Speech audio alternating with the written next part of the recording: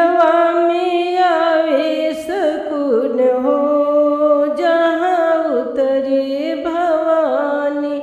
दिलवा में आवे सुकून हो जहाँ उतरे भवानी। लाली चुनर उड़ी जाए रे जहाँ उतरे भवानी। लाली चुनर उड़ी जाए रे जहाँ उतरे भवानी।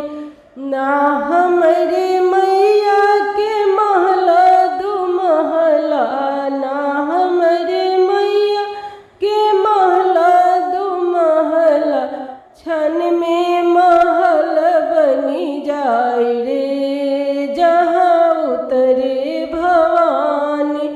क्षण में महल बनी जाए रे जहाँ उतरे भवानी। लाली चुनर उड़ी जाए रे जहाँ उतरे भवानी। लाली चुनर उड़ी जाए रे जहाँ उतरे भवानी। दिलवा में आवे सुकून हो जहाँ उतरे भवानी। दिलवा में आवे सुकून हो जहाँ उतरे भवानी। ना हमरे मैया के सोना से चानी, ना हमरे मैया के सोना से चानी, क्षण में भंडार भरी जाए हो मेरे मैया भवानी। क्षण में भंडार भरी जाए हो मेरे मैया भवानी। दिलवा में आवे सुकून हो जहाँ उतरे भवानी। दिलवा में आवे सुकून हो जहाँ उतरे भवानी। लाली चुनर उड़ी जाए रे जहाँ उतरे भवानी। लाली चुनर उड़ी जाए रे जहाँ उतरे भवानी।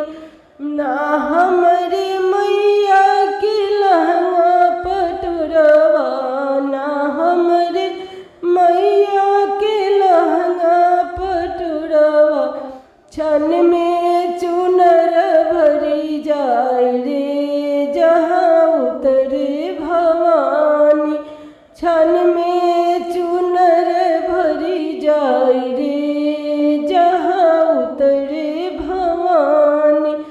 दिलवा में आवे सुकून हो जहाँ उतरे भवानी।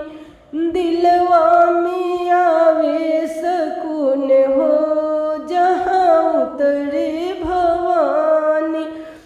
चुनर उड़ी उड़ी जाए रे जहाँ उतरे भवानी। ना हमरे मैया के मेवा मिठाई, ना हमरे मैया के मेवा मिठाई, क्षण में छपन भोग आए रे जहाँ उतरे भवानी। क्षण में छपन भोग आए रे जहाँ उतरे भवानी।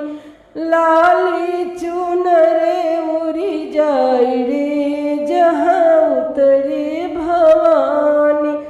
लाली चुनर